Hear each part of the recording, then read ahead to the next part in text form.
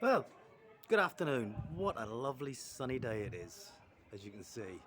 Well, 12 months ago, think, where in Newcastle? Mike Ashley was still the owner, Steve Bruce still the coach. Things were looking grim, very grim.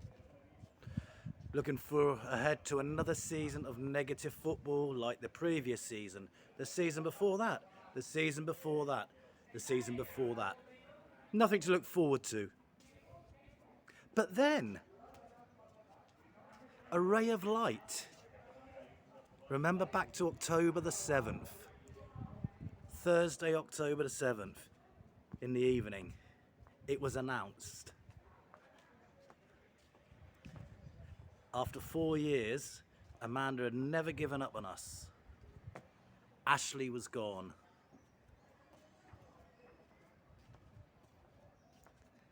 The takeover was complete. The volcano had erupted. A massive party outside St James's Park. Absolutely brilliant. So, the future, what does it hold? Absolutely incredible. You think, took a little while, a couple more weeks. It was Adio, Steve Bruce. And then in comes Eddie Howe. I've always rated Eddie for a long time. I loved what he did at Bournemouth. The fact, pressure. To me, pressure isn't being at the top end of the table. The pressure is when you're in the fourth tier football. You start with minus 17 points. And your task is to keep that club in the Football League, knowing that if it goes out, the club could end up going out of business and not come back in or not come back into the Football League at all. And he did it. He had them finishing mid-table. Absolutely incredible. So you think the guy can do that? So he takes over us at the bottom. I was confident because also he had a time out of football and he went around Europe, learning at other clubs, seeing what was happening. That's what you want from a young coach. Full of ideas. So the fixtures come in December. We had Manchester City, Liverpool, Man United, the usual clubs. We never win, always lose, maybe get the odd point.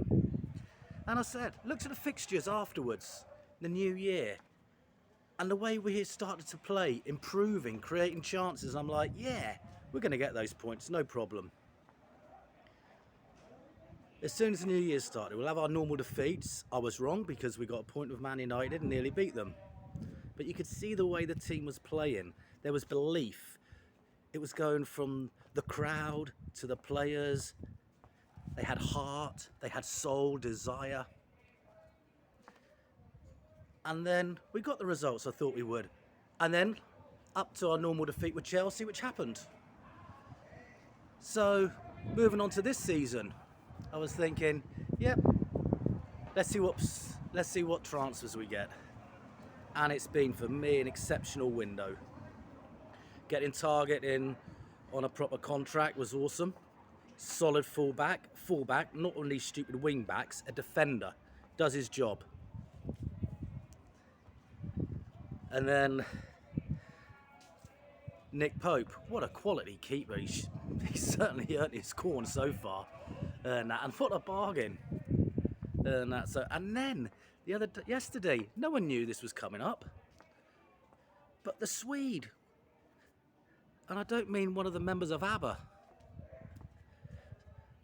So the lad's been playing in Sociedad the last few years. And yesterday morning, or lunchtime, I had a message from a friend of mine here in Spain, Sociedad fan, saying, have you heard about this transfer? And I'm like, no, it's pretty quiet. And this was before you see it on all the Facebook, all the social media pages. He says, he's signing for Newcastle. I'm a bit gutted. But on the plus side for him, he's also a Newcastle fan, so he's happy with that. And he was telling me he's quality, he can play different positions. And at 22, also played in the Bundesliga. He's played over in Holland as well. 30 odd international games, that tells you a lot.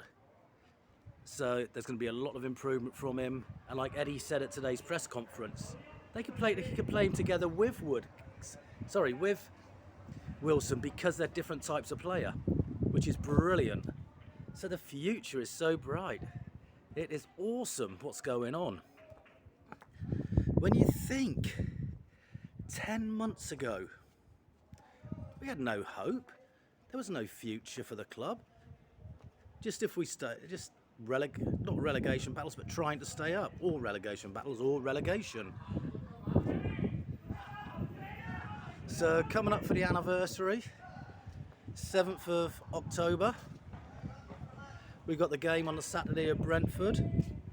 So hopefully everyone at the game will let Amanda and co know what we think for the first anniversary. Celebrate with a win. Be great. But I'm really confident what's going to happen, because if you look at the results from January until the end of the season, if that was a half-season league table, we'd have finished 4th. It's not about how we were 10 months ago, it's about how we are now. And Eddie's had a full pre-season with these guys, and you can see how we are playing now. It's incredible. The game against Manchester City, wow, end-to-end stuff. So much happening in the game. Your heart was going bang, bang, bang, bang, bang. And it was a great feeling. You're biting your nails. How many times can you say you did that over the last 6 years with Rafa or Steve Bruce's style of football? It was just pain. It was just painstakingly numb. But Eddie's got them playing the right way. He's built from the back, from defence. A solid defence we've got now.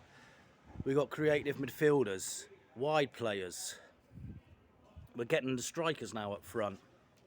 And this is only the beginning. It's not a case of doing it in 1 or 2 transfer windows. It's going to be ongoing. We've got to keep building the squad, but it's with players under 25 basically to form the heart, the core for the next 5-6 years, which is going to be awesome. These players are hungry. If they come to Newcastle now, it's because they want to play for us.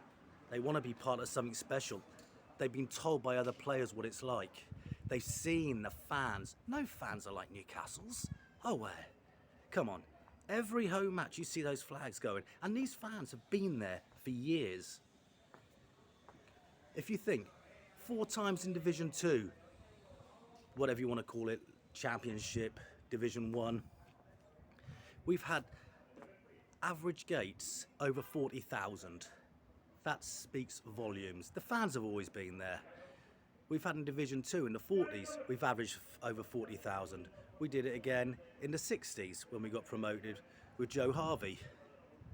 So the fan base has always been there. And to see those flags before the game, even for me watching on telly in a bar or on my phone in a bar, like here in Spain, it brings tears to your eyes. And it's great to have my passion back and wanting us to win. Ashley took my pride, passion, positivity. And that my first game was back in '87, 21st of February, away at Spurs, White Hart Lane in the Cup 5th round, when we had about 14,000 there. People getting crushed in the ground, outside, trying to get in. Horrendous. But the support is something I'll never, ever forget. I'm very fortunate that my family are Geordies. And since 1987, first game there at Spurs, I've seen Newcastle in over 80 grounds, be it in England, Europe, including friendlies. I used to travel up and down for friendlies in England as well, and that to get the new grounds and for the crack. But wow, what a future we got ahead of us. Absolutely incredible. And how wonderful to be so positive compared to where we were 10 months ago. So, fingers crossed for Sunday, and let's all enjoy the rest of this roller coaster ride and enjoy taking over the Premier League and then taking over Europe. And also, thank you, Amanda, for not giving up. Oh, Newcastle.